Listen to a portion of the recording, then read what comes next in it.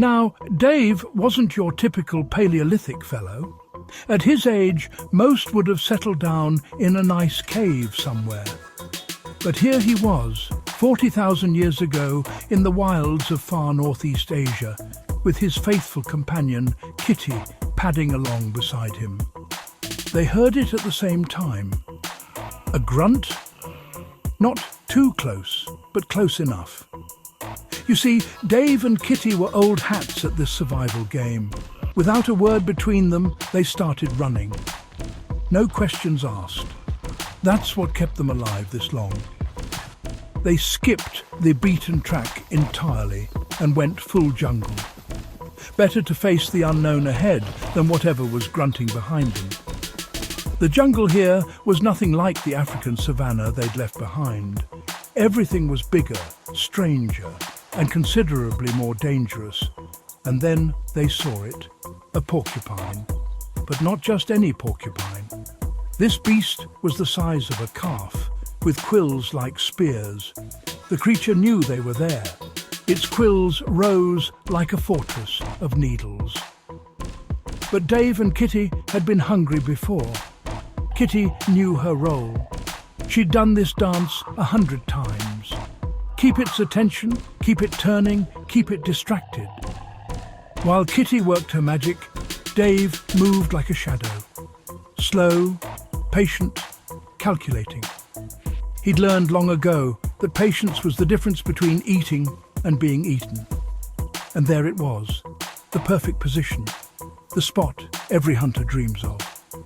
Behind the beast, weapon ready, with dinner for days, just one throw away. Dave's aim was true. It always had been. The great beast fell, and just like that, they had food for days. They found themselves a sheltered spot, tucked away beneath the rocks. Safe, hidden, and perfect for what came next.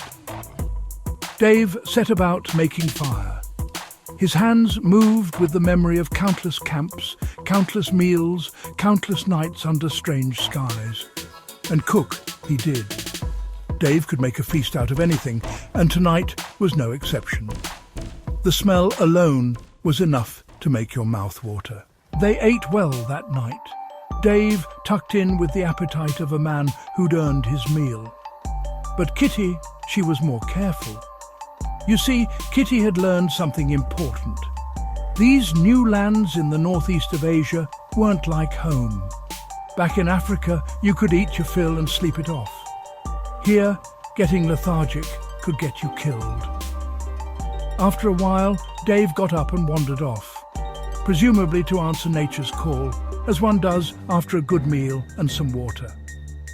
Kitty lay there by the fire, content and watchful. Just another evening in paradise. Dave OS shouting, "Kitty, help!"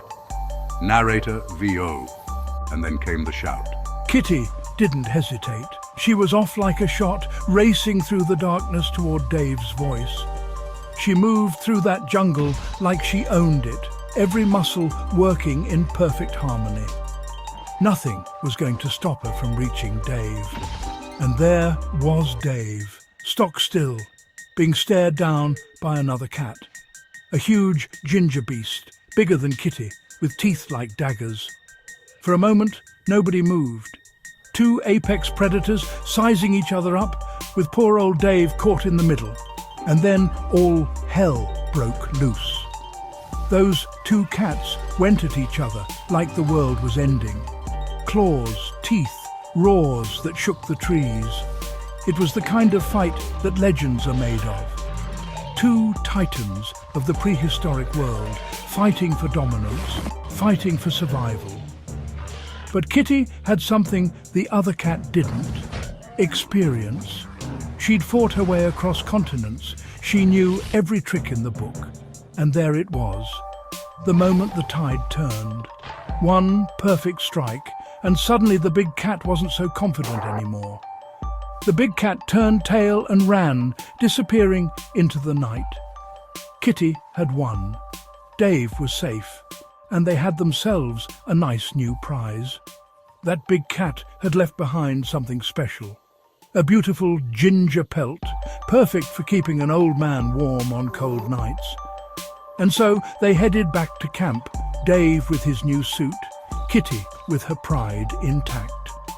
Just another day in the life of an old Paleolithic man and his faithful saber-toothed companion.